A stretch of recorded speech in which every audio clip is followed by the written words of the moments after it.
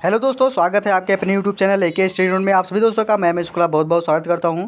आज की वीडियो में हम बात करेंगे भूगोल जो थर्ड सेमेस्टर में है उनके लिए आज की क्लास बहुत ही मोस्ट इंपॉर्टेंट है। आज हम आपको सॉल्व कराएंगे मॉडल पेपर जो आपके लिए बहुत ही मोस्ट इंपॉर्टेंट होगा, जो आपके पेपर में बहुत ही लाभकारी होगा। और सारे प्रश्न जो आपके पेपर में पूछे जाने वाले हैं वो आपको मैं अपडेट कराता रहता हूँ और अच्छे से आप लोग पढ़ाई भी कर सकेंगे। तो जहाँ तक ये मेरा सवाल है कि दोस्तों वीडियो से आप लोग को बड़ा ही सहायता मिल रहा होगा और अच्छे से आप लोग तैयारी भी कर रहे होंगे। तो दोस्तों अगर चैनल में आप लोग नए हैं तो चैनल को सब्सक्राइब कर दीजिए, बेल आइकन दबाइए क्योंकि आने वाले वीडियो का नोटिफिकेशन आप लोगों तक बिल्कुल मिलता रहे। और पुराने छात्र छात्राएँ एक दूसरे को वीडियो को शेयर करते रहे और पढ़ते रहिए। तो चले चलते हैं आज के वीडियो की तरफ। वीडियो में कैसा आपका मॉडल पेपर आया है, मॉडल पेपर की तरफ एक तरफ दूसरी तरफ रुख करते हैं। तो ये आपका रहा आज का मॉडल पेपर। इसमें आपका है कि बीए थर्ड सेमेस्टर भूगोल, ये आपका ज्योग्राफी लिखा है। प्रश्न पत्र आपका है कि पर्यावरण, आपदा प्रबंधन और जलवायु परिवर्तन। टाइम आपका 2 घंटे का है। Environmental disaster management and climate change. इसमें आपका आता है खंड आ। खंड आ से आपको सभी प्रश्न अनिवार्य है, यहाँ पे लिखना भूल गया था, यहाँ पे गलत टाइपिंग हुई यहाँ पे। उसमें फिर आपका आता है पहले का फर्स्ट प्रश्न है कि पर्यावरण का अर्थ बताइए, यानी कि पर्यावरण से आप क्या समझते हैं। बहुत ही बढ़िया प्रश्न है आपका।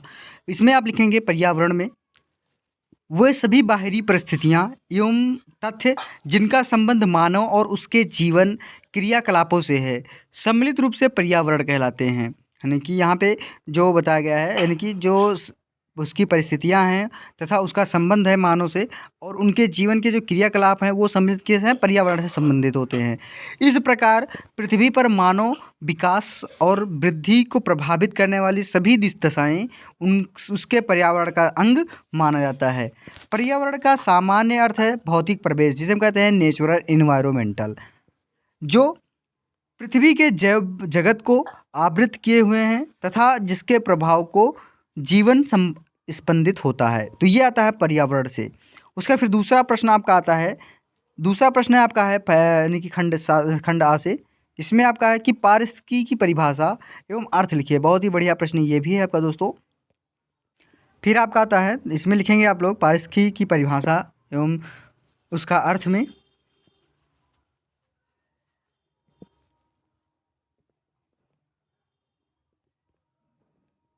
फिर इसमें लिखेंगे आप इसमें आपका आएगा पारिस्थितिकी की परिभाषा एवं अर्थ में। पहले चीज़ आंसर में लिखेंगे आप लोग पारिस्थितिकी। पारिस्थितिकी को हम कहते हैं इकोलॉजी। क्या कहते हैं? इकोलॉजी। तो पारिस्थितिकी का इकोलॉजी का हिंदी रूपांतरण है। इकोलॉजी यूनानी भाषा के शब्दों यानी कि ओइकॉस तथा लोगोस से मिलकर बना है, जिसमें ओइकॉस का शाब्दिक अर्थ होता है निवास स्थान तथा लोगोस का अर्थ है अध्ययन। यानी इस प्रकार शब्द की व्युत्पत्ति के आधार पर पारिस्थितिकी का स्पष्ट किया जा सकता है कि जीवों को उन्हीं के निवास स्थान के परिप्रेक्ष्य में अध्ययन करना पारिस्थितिकी है, जिसमें जीव उसके स्थान में संपूर्ण जैविक और अजैविक संगठकों के अध्ययन को हम बोध कराते हैं। इतना ही नहीं बल्कि इसके अंतर संबंधों की जटिल प्रक्रिया की ओर भी संकेत मिलता है। साथ ही पारिस्थितिकी में पाए जाने वाली समानता एवं असमानता भी इसके अंतर्गत सम्मिलित हो जाती है। पारिस्थितिकी शब्द का सर्वप्रथम प्रयोग 1869 ईस्वी में जर्मन जीव विज्ञानी अर्नस्ट हैकल महोदय जी ने किया था। और हैकल जी के अनुसार कहा गया है कि पारिस्थितिकी वातावरण और जीव समुदाय के पारस्परिक संबंधों के अध्ययन को कहते हैं। बहुत ही बढ़िया प्रश्न था ये आपका दोस्तों। इसमें आपका तीसरा प्रश्न आता है कि पारिस्थितिकी तंत्र से क्या अभिप्राय है। बहुत ही बढ़िया प्रश्न ये भी है। आप तीसरे प्रश्न में आप लिखेंगे कि पारिस्थितिकी तंत्र जैवमंडल का एक छोटा सा नमूना है, अर्थात कई परिस्थिति तंत्रों को मिलाकर एक जैवमंडल बनता है। वास्तव में पारिस्थितिकी तंत्र किसी एक छोटे या बड़े स्थान के सभी जीव जंतुओं व उसके भौतिक पर्यावरण के सम्मिश्रण या योग को कहते हैं, जबकि जैवमंडल संपूर्ण पृथ्वी के सभी जीवधारियों व उसके भौतिक पर्यावरण के सकल योग को दर्शाता है। उदाहरण में कोई झील एक पारिस्थितिकी तंत्र है जिसमें जल के विभिन्न गहराइयों में विभिन्न प्रकार के जीव जल की विभिन्न प्रकृति एवं भौतिक पर्यावरण के साथ तालमेल रखते हुए क्रियाशील रहते हैं। तो ये हो जाता है आपका पारिस्थितिकी तंत्र। उसका फिर आपका जैविक घटक। बहुत ही बढ़िया प्रश्न ये भी है। जैविक घटक किसे कहते हैं? अब जैविक घटक में लिखेंगे आप लोग, जैविक घटक में आकर कि जैविक घटक में समस्त जीवधारियों को सम्मिलित किया जाता है। पारिस्थितिकी तंत्र में जंतु तथा पादप समुदाय साथ साथ रहते हैं जो किसी न किसी प्रकार से परस्पर संबंध होते हैं। लिंडमैन ने इस संबंध में 1942 ईस्वी में अपनी संकल्पना प्रस्तुत करते हुए बताया कि विभिन्न प्रकार के जीवों के परस्पर संबंधों का आधार भोजन है। एक परिस्थिति तंत्र के जैविक घटक उसके पोषक संरचना को दर्शाते हैं। पोषण संबंधों की दृष्टि जैविक घटकों के 3 भागों में है। पहला तो आपका था उत्पादक, दूसरा उपभोक्ता और तीसरा अपघटक में विभाजित किया गया है। तो ये 3 आते हैं आपके जैविक घटक के रूप में। फिर चौथा आपका 5वां प्रश्न आता है कि भौतिक पर्यावरण किसे कहते हैं। बहुत ही बढ़िया प्रश्न ये भी।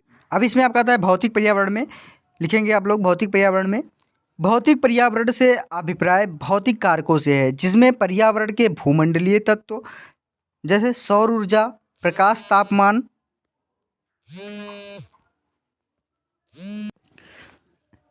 जिसमें पर्यावरण के वायुमंडलीय तत्व और सर्जा यानी कि और ऊर्जा, प्रकाश, तापमान आदि स्थलजात तत्व जैसे धरातलीय स्वरूप, मृदा, शैल, खनिज आदि, जलीय तत्व, जलराशियाँ, सागरीय जल, धरातलीय जल, भूमिगत जल आदि तथा स्थित जात तत्व सम्मिलित किए जाते हैं। इन कारकों को 3 भागों यानी कि प्राकृतिक वातावरण के तत्व में बांटा गया है, जिसमें पहला तो आपका आता है कि प्राकृतिक वातावरण की प्रक्रियाएं तथा प्राकृतिक वातावरण की शक्तियों में विभाजित किया गया है। ये समस्त कारक समेकित रूप से भौतिक पर्यावरण का निर्माण करते हैं। उसका फिर आपका आता है लास्ट यानी कि 6वां प्रश्न है आपका कि सांस्कृतिक पर्यावरण किसे कहते हैं। इसमें लिखेंगे आप लोग कि भौतिक कारकों में परिवर्तन, संशोधन एवं परिष्करण करके मानव सांस्कृतिक पर्यावरण का निर्माण करता है।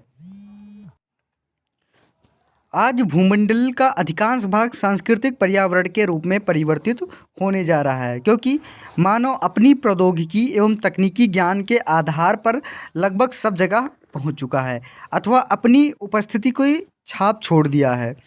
भौतिक वातावरण की भांति सांस्कृतिक पर्यावरण के 3 अंग हैं। वो कौन कौन से हैं? सांस्कृतिक वातावरण की संगतियाँ, प्रक्रियाएं तथा संस्कृत वातावरण के तत्व हैं। तो ये सांस्कृतिक पर्यावरण हो गए। उसके बाद फिर आपका आता है नेक्स्ट प्रश्न।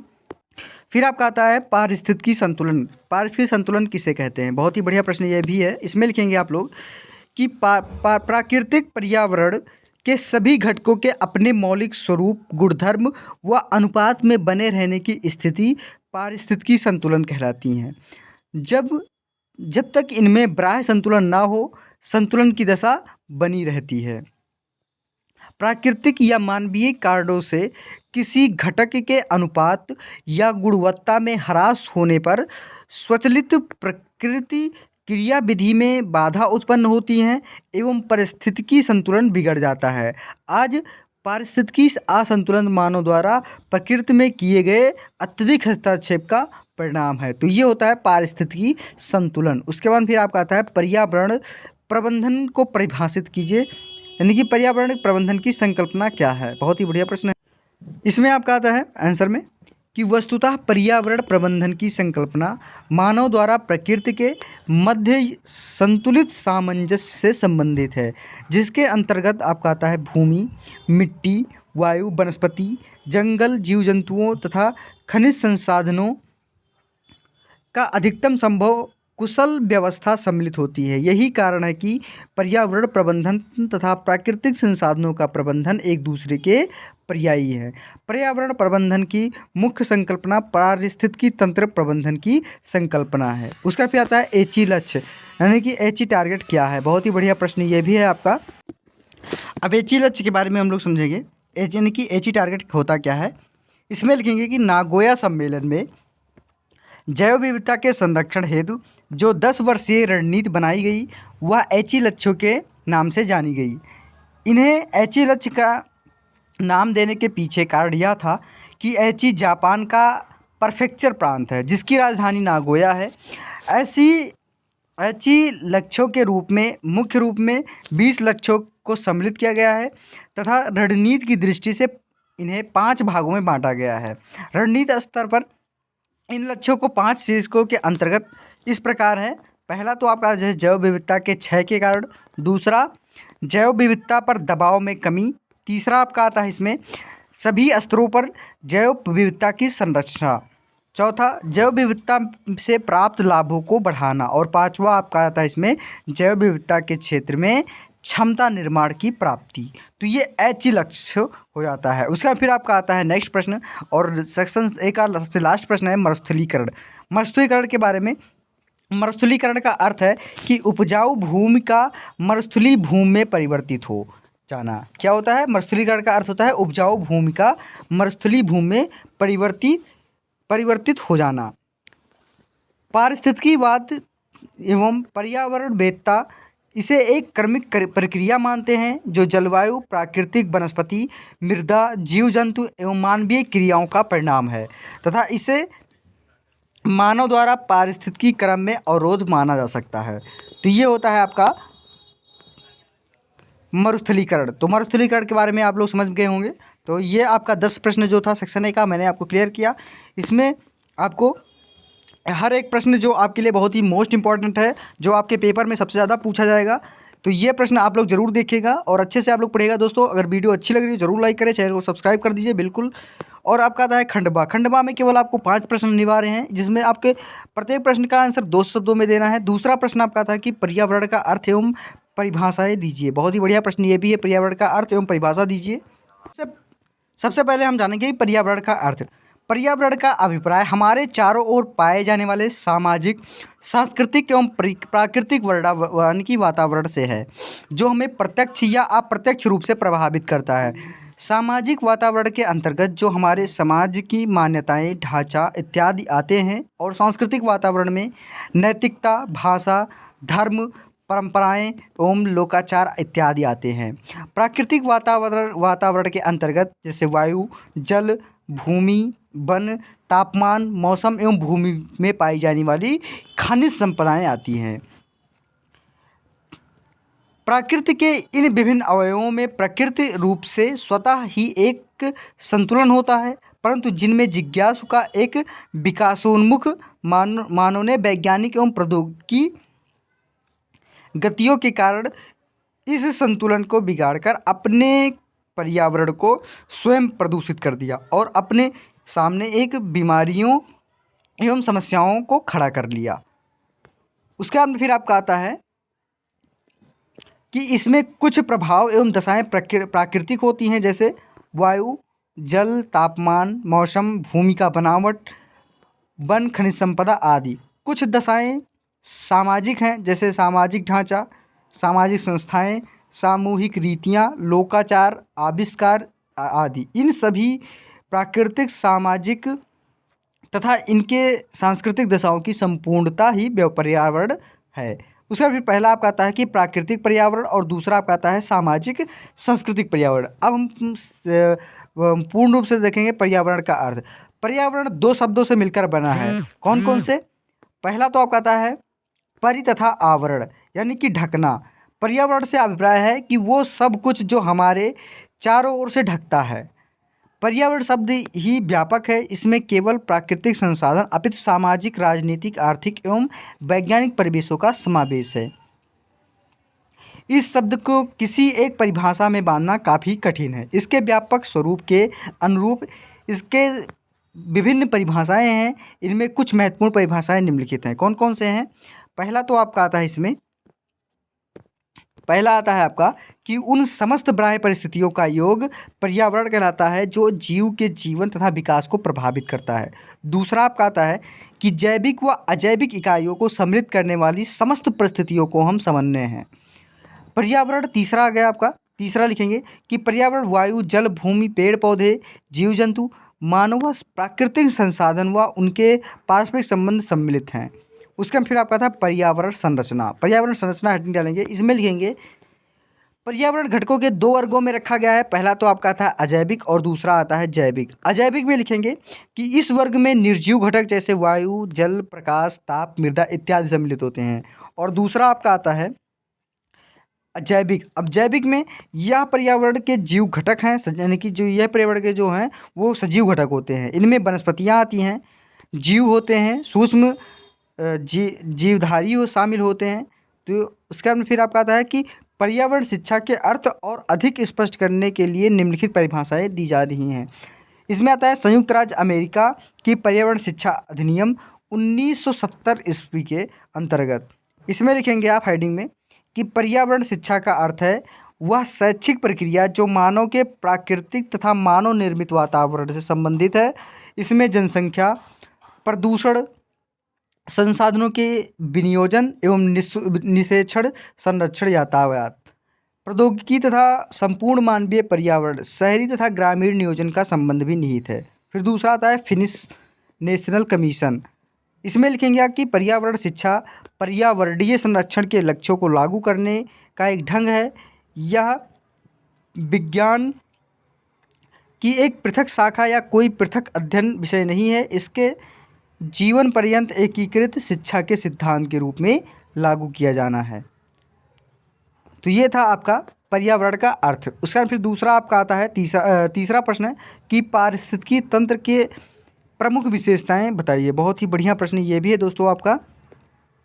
अब इसमें लिखेंगे दोस्तों आप लोग कि पारिस्थितिकी तंत्र के प्रमुख विशेषताएं निम्नलिखित हैं। पहला तो आपका आता है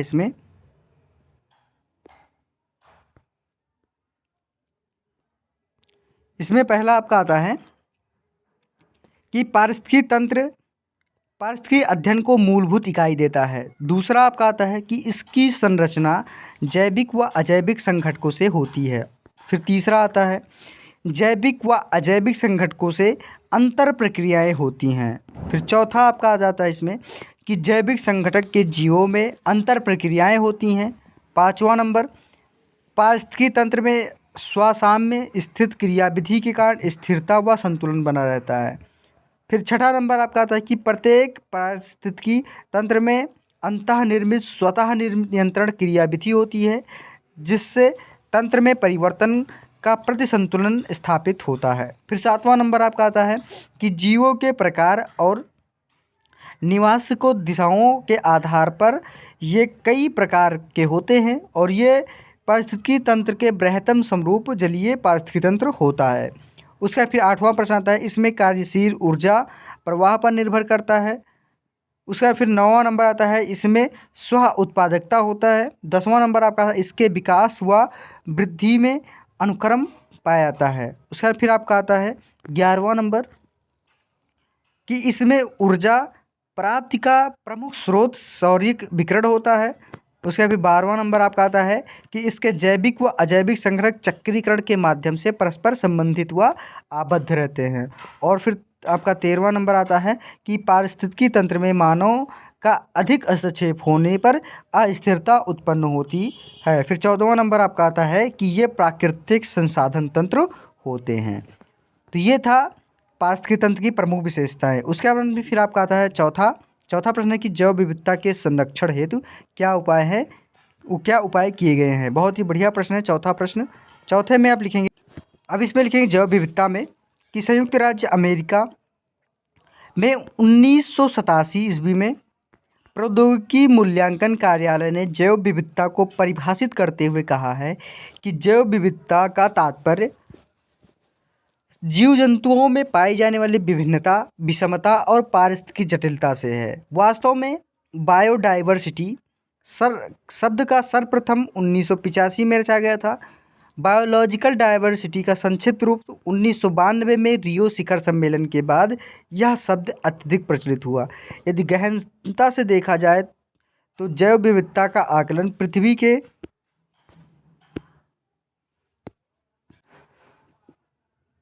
पृथ्वी के स्वास्थ्य आंकलन से किया गया है क्योंकि इसमें प्राकृतिक संसाधनों का अध्ययन एवं आकलन, इनकी उपलब्धता एवं घटती बढ़ती मात्रा को दृष्टिगत रखते हुए किया जाता है। किसी भी क्षेत्र में जैव विविधता का आकलन वहाँ उपस्थित जीव जंतुओं की संख्या से हमें अवगत कराता है। वास्तव में जीव जंतुओं, विभिन्न जातियाँ एवं प्रजातियाँ एवं इनके अधिक मात्रा उस क्षेत्र में जैव विविधता को समृद्धता का द्योतक है। फिर आता है आप खड़े जैव विविधता से संरक्षण की विधियाँ। कौन कौन सी विधियाँ हैं? जैव विविधता दो प्रकार से संरक्षित की जा सकती हैं। एक तरीका है स्वस्थान संरक्षण और दूसरा है स्वस्थानांतर संरक्षण, यानी कि 10 वर्ष पूर्वोत्तर जैव विविधता संरक्षण जीन जाति व यानी कि आवास के संरक्षण तक सीमित था, लेकिन अब संरक्षण में एक नए ढांचे का आविर्भाव हुआ जो जैव विविधता के संरक्षण, अध्ययन और संप्रोषित में उपयोग पर आधारित है। उसमें भी पहला आपका आता है इसमें समेकित सुरक्षित इलाका तंत्र। समेकित, इसमें लिखेंगे आप समेकित सुरक्षित इलाका तंत्र। इसमें लिखेंगे आप लोग कि सुरक्षित इलाकों का जैव भौगोलिक भागों प्रतिनिधित्व करना चाहिए। इनमें दुर्बल पारिस्थितिकी तंत्र, उच्च जाति विविधता के देशजता वाले इलाकों के लिए अपेक्षाकृत ज़्यादा प्रतिनिधित्व का प्रावधान होना चाहिए।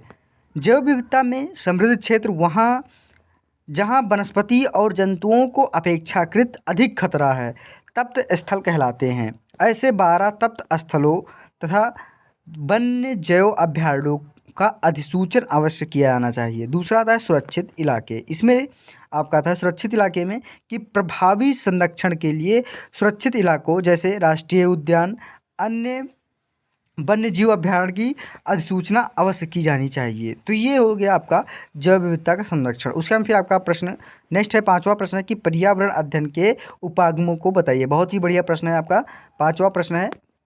अब इसमें लिखेंगे आप लोग आपका 5वां प्रश्न है, इसमें पर्यावरण अध्ययन के उपागम में कि मानव पर्यावरण संबंधों के अध्ययन हेतु निम्न उपागमों का उल्लेख किया गया है। कौन कौन से हैं? पहला तो आपका आता है इसमें पर्यावरणीय निश्चयवादी उपागम। इसमें लिखना होगा आपको कि यह उपागम प्रकृति की प्रधानता से जुड़ा हुआ उपागम है।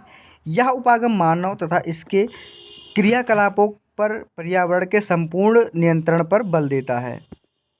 फिर दूसरा आपका आता है इसमें उद्देश्य मूलक उपागम। इसमें लिखेंगे आप कि मानव पर्यावरण संबंधों के अध्ययन का उद्देश्य मूलक उपागम इस धार्मिक विचारधारा तथा अटूट विश्वास पर आधारित है कि मनुष्य प्रकृति तथा सभी अन्य जीवों के उत्कृष्ट तथा श्रेष्ठतम है। इस उद्देश्य मूलक संप्रदाय का अभ्युदय जूडो क्रिश्चियन धार्मिक परंपराओं के उपदेशों से हुआ है। इस धार्मिक विचारधारा की शिक्षाओं की प्रमुख मान्यता है कि मनुष्य सभी जीवों के श्रेष्ठ एवं उत्कृष्ट होता है तथा प्रत्येक वस्तु का सर्जन उसके उपयोग तथा आनंद के लिए होता है। मानव पर्यावरण प्रकृति संबंधों की इस विचारधारा ने मनुष्य के प्राकृतिक संसाधनों का विदोहन तथा प्रकृति को पराजित करके उसे काबू में रखने के लिए प्रोत्साहित करता है। उसका फिर आपका आता है नेक्स्ट संभववादी उपागम। नेक्स्ट आता है आपका तीसरा नंबर संभववादी उपागम। इसमें आपका आता है संभववादी उपागम में कि मानव पर्यावरण संबंधों के संभववादी उपागम का उदय पर्यावरणीय निश्चयवाद की आलोचना तथा उद्देश्य मूलक उपागम की अतिवादी विचारधारा का भर्त्सना के फलस्वरूप हुआ है। ज्ञातव्य है कि पर्यावरणीय निश्चयवाद के संप्रदाय की स्थापना के समय से ही कुछ लोगों ने भी इस विचारधारा के खिलाफ आवाज़ बुलंद करना प्रारंभ कर दिया था। इन लोगों की मान्यता रही कि निसंदेह भौतिक पर्यावरण मनुष्य तथा उसके कार्यकलापों को प्रभावित करे। फिर चौथा आपका आता है इसमें आर्थिक निश्चयवादी उपागम। इसमें लिखना होगा कि यह आर्थिक निश्चयवादी उपागम इस मूलभूत विचारधारा पर आधारित है कि मनुष्य का पर्यावरण पर स्वामित्व होता है और आधुनिक प्रौद्योगिकी के प्रयोग द्वारा आर्थिक तथा औद्योगिक विस्तार जारी रहना चाहिए। आर्थिक विकास तथा औद्योगिक विस्तार के चलते रहने वाले विचारधारा को वृद्धि संप्रदाय कहते हैं। पर्यावरण के ह्रास सामान्यतः दीर्घकालिक होता है तथा यह अर्थव्यवस्था में ह्रास की तुलना में कम महत्वपूर्ण है। वास्तव में आर्थिक निश्चयवाद दो भ्रामक मान्यताओं पर आधारित है। कौन कौन से? पहला तो आपका आता है कि किसी निश्चित प्रदेश की जनसंख्या तथा उस प्रदेश में आर्थिक विकास एवं क्रियाशीलता के स्तर पर मध्य धनात्मक संबंध होता है। दूसरा आपका आता है इसमें कि जनता, संसाधन तथा समाज में पारस्परिक क्रिया सार्वभौमिक आर्थिक सिद्धांतों द्वारा निर्धारित होती है और इस तरह आर्थिक निश्चयवाद इस बात में विश्वास करता है कि आर्थिक वृद्धि एवं औद्योगिक विस्तार के सतत चलते रहने से उत्पन्न पर्यावरणीय समस्याओं को सुलझाने में मनुष्य पूर्णतः सक्षम है। और उसका फिर 5वां नंबर आता है। 5वां नंबर आपका आता है कि पारिस्थितिकीय उपागम, इसमें लिखना होगा कि मानव पर्यावरण के संबंधों के अध्ययन को पारिस्थितिकी उपागम पारिस्थितिकी के आधारभूत सिद्धांतों पर आधारित है। पारिस्थितिकी भौतिक पर्यावरण एवं जीवधारियों के बीच तथा स्वयं विभिन्न जीवधारियों में पारस्परिक क्रियाओं तथा संबंधों का अध्ययन है। इस प्रकार इस उपागम के अंतर्गत मनुष्य प्रकृति का अभिन्न अंग माना जाता है और इस उपागम की मान्यता की मनुष्य का प्राकृतिक पर्यावरण के साथ संबंध परस्परावलंबन का होना चाहिए, न कि दर्शनात्मक। यह पारिस्थितिकी संप्रदाय मानव को सर्वाधिक बुद्धिमान तथा कुशल होने के नाते सभी जीवधारियों का नेता तथा पृथ्वी रूपी जहाज का परिचालक तथा प्रबंध मानता है और यह उपागम पारिस्थितिकी सिद्धांतों तथा नियमों को ध्यान में रखकर प्रकृति संसाधनों को नियमित उपयोग, उपयुक्त पर्यावरण प्रबंधन एवं कार्यक्रमों तथा योजनाओं, कार्यनीतियों एवं रणनीतियों के उपयोग तथा कार्यान्वयन पर बल देता है, ताकि जहाँ तक संभव हो सके पहले से रिक्त प्राकृतिक संसाधनों की संपूर्ति की जा सके और अवनयित तथा प्रदूषित पर्यावरण को पुनः स्वस्थ किया जा सके तथा पारिस्थितिकी संतुलन को कायम रखा जा सके। तो ये था आपका पर्यावरण के अध्ययन के उपागम। उसका फिर छठा प्रश्न आपका आता है। अब इसमें आपका आता है नेक्स्ट प्रश्न की पर्यावरणीय शिक्षा के महत्व की विवेचना कीजिए। बहुत ही बढ़िया प्रश्न है। इसमें आपका आता है कि किसी भी स्थान पर दी जाने वाली पर्यावरण से शिक्षा की मुख्य आधार वहाँ की भौगोलिक परिस्थितियाँ होती है। जो पर्यावरणीय को आधार बनाकर दी जाने वाली शिक्षा बच्चों को गाँव के आसपास प्राप्त हो रहे वस्तुओं को अवलोकन, संग्रहण एवं वर्गीकरण करने के लिए प्रोत्साहित करता है। संयुक्त राष्ट्र पर्यावरण कार्यक्रम की सिफारिश के अनुसार अध्यापकों को विशिष्ट प्रशिक्षण देना चाहिए, जिसमें भविष्य के कार्यक्रम एवं पाठ्यक्रम योजना का निर्माण कर सके। इसके लिए सर्वपक्षीय समन्वयकारी प्रयासों का होना आवश्यक है। फिर पर्यावरण शिक्षा की आवश्यकता आज इसलिए और बढ़ गई है कि प्राथमिक स्तर के विद्यार्थियों को पृथ्वी, आकाश, सूर्य, चंद्रमा, तारे एवं रात दिन, मौसम, वायुमंडल, शुद्ध एवं अशुद्ध वायु, जल, उसके प्रकार, स्रोत, उपयोग तथा शुद्ध एवं दूषित जल, मिट्टी के प्रकार एवं उपयोग, स्थानीय पेड़ पौधे के बारे में ज्ञान, उसके जीवन चक्र, पेड़ लगाने की विधियाँ, स्थानीय पशु पक्षी तथा उनकी उपयोगिता, हमारा शरीर, इसके विभिन्न अंग, भोजन, उसका महत्व एवं जन स्वास्थ्य, हमारा घर, उसके विभिन्न भाग, सफाई एवं रखरखाव, खेती आदि का सम्यक ज्ञान नहीं। इन पर्यावरण तत्वों का ज्ञान विद्यार्थियों को हो जाए तो पर्यावरण के प्रति प्रारंभ से ही सचेत हो जाएंगे एवं अपने दायित्व को समझने लगेंगे, जिससे भविष्य में पर्यावरण हानि की संभावना कम हो जाएगी। भारत की national council education research and training ने विद्यार्थियों के लिए पर्यावरण शिक्षा हेतु इस तरह के पाठ्यक्रम एवं पुस्तकें भी तैयार की। यह शिक्षण क्रमशः विश्वविद्यालय स्तर पर प्रचारित होता है, जो विश्वविद्यालय पाठ्यक्रम में पारिस्थितिकी, पर्यावरण पर आदि पाठ्यक्रम लागू किए गए हैं। पर्यावरण शिक्षा कार्य मात्र कक्षाओं तक ही सीमित नहीं, बल्कि मुक्त शिक्षा पद्धति से ग्रामीण एवं नगरीय लोगों को भी पर्यावरण शिक्षा दी जा रही है। संयुक्त राष्ट्र अमेरिका के शैक्षिक, सामाजिक एवं सांस्कृतिक संगठन एवं संयुक्त राष्ट्र संघ विकास कार्यक्रम में 1975 में पर्यावरण शिक्षण नामक कार्यक्रम शुरू किया गया, जिसके मुख्य उद्देश्य थे पर्यावरण शिक्षण को सहायता देना, उसका विकास करना एवं प्रचार प्रसार करना। इसके साथ इंजीनियर, नगर नियोजक, शिक्षक, डॉक्टर, उद्योगपति, बुद्धिजीवी एवं राजनीति समाकलित कार्यक्रम उपलब्ध कराए जाते हैं। भारत में पर्यावरण का अध्ययन विभिन्न विषयों में किया रहा है। अब तक एक स्वतंत्र विषय के रूप में इसका अध्ययन किया जाने लगा है, जिससे पर्यावरण शिक्षा को बल मिला। किंतु भारत में बढ़ती हुई पर्यावरणीय समस्याओं एवं पारिस्थितिकी असंतुलन को देखते हुए पर्यावरण शिक्षा में और गति लाने की आवश्यकता है। उसमें फिर आपका 7वां प्रश्न आता है कि पारिस्थितिकी तंत्र के मुख्य घटक बताइए। बहुत ही बढ़िया प्रश्न है ये भी आपका। अब इसमें आपका आता है पहला पास के पारिस्थितिकी तंत्र के घटक, बहुत ही बढ़िया है। इसमें लिखेंगे आप लोग कि पृथ्वी स्वयं में एक बड़ा पारिस्थितिकी तंत्र है, जो पृथ्वी पर मिलने वाले प्रत्येक पारिस्थितिकी तंत्र में अग्रलिखित 6 घटक होते हैं।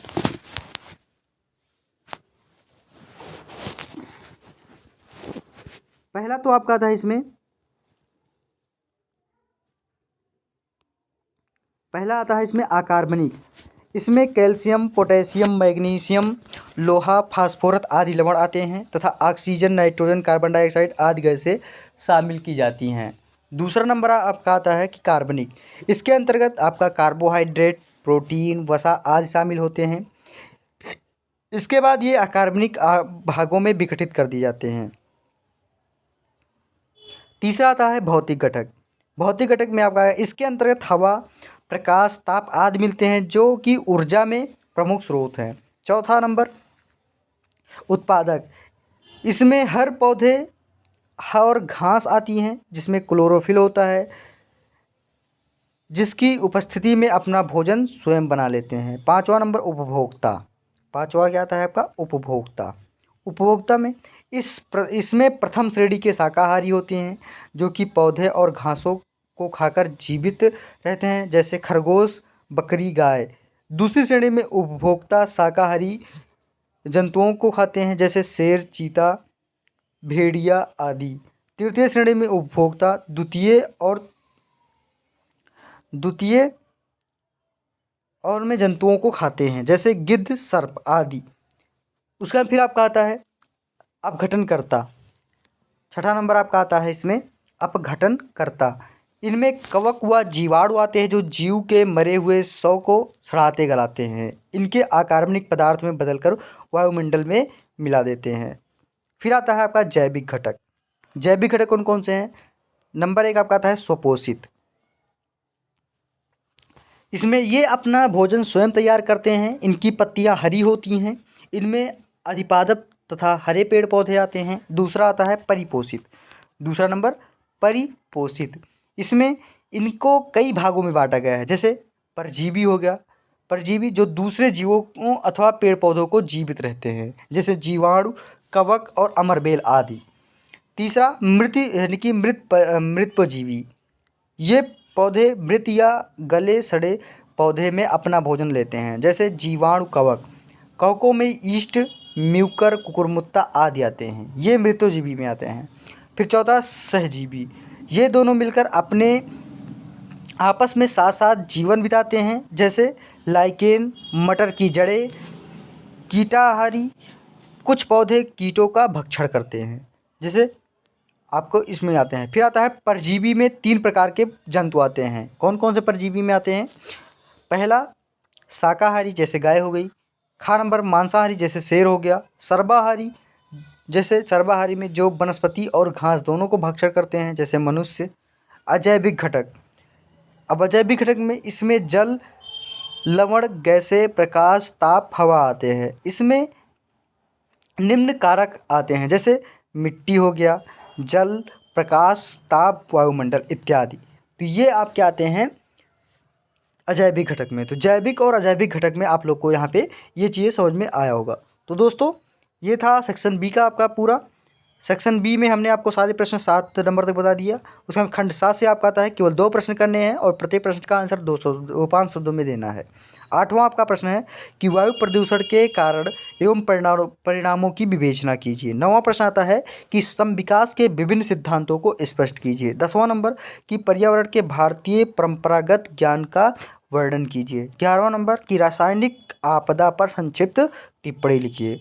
तो ये आपके जो सेक्शन सी के हैं यानी खंड 7 से, तो ये आपका 5 शब्दों में होने के कारण आपको लॉन्ग होने से आप यहाँ पे समझ में नहीं आएगा, तो इस वजह से आपको 2-2 प्रश्न करके आपको बता दिया जाएगा और अच्छे से आप लोग पढ़ लेंगे।